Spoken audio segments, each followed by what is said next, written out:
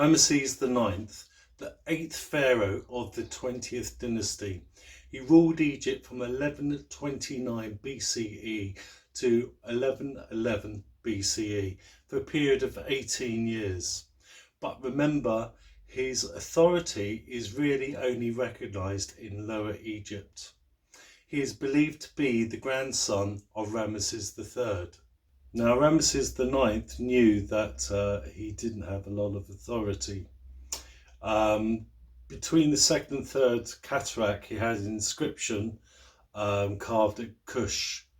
We don't know if there was any presence in Kush at the time, maybe in the gold mines between Elephantine and the first cataract, or even the second.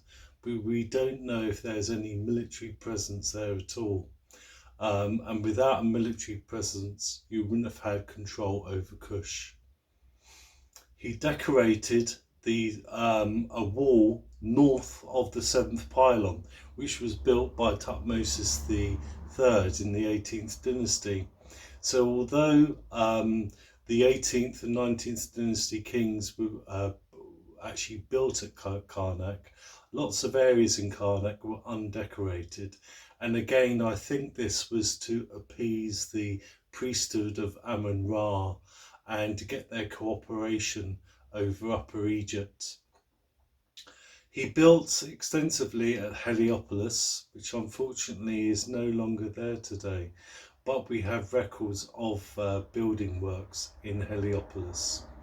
And at the Dakhala oasis, he had an inscription out in the desert. Maybe he wanted his presence felt there because of Bedouin and Libyan raiders attacking those places. Again, we don't know what sort of military force he had at that time in Egypt. Now, unfortunately, there were tomb robberies, and the punishment for tomb robbery was impaling and hanging.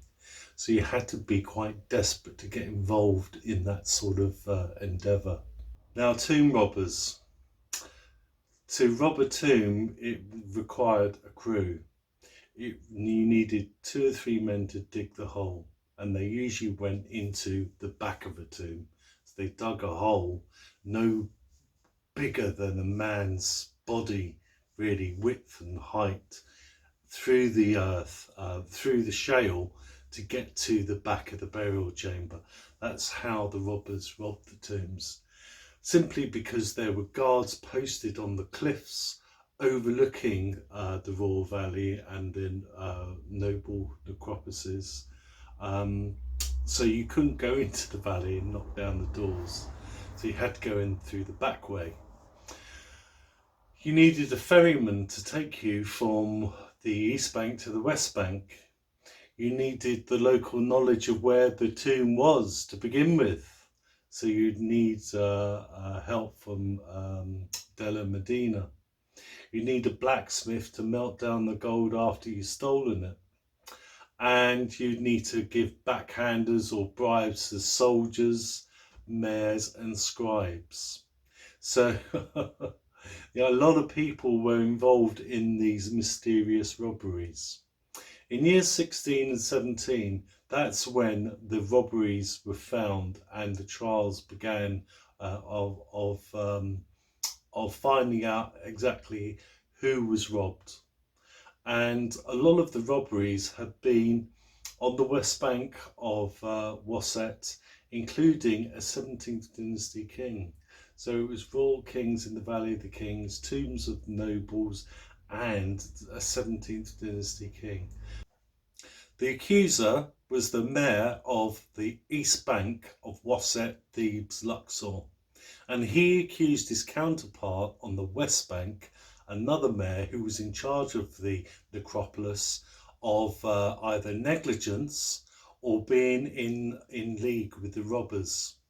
However, clever, the West Bank mayor started an investigation, an official investigation into the robberies. So he was covering his back for sure. And the outcome was that he sort of disappeared from official records after the commission was completed. Maybe someone had him removed mysteriously.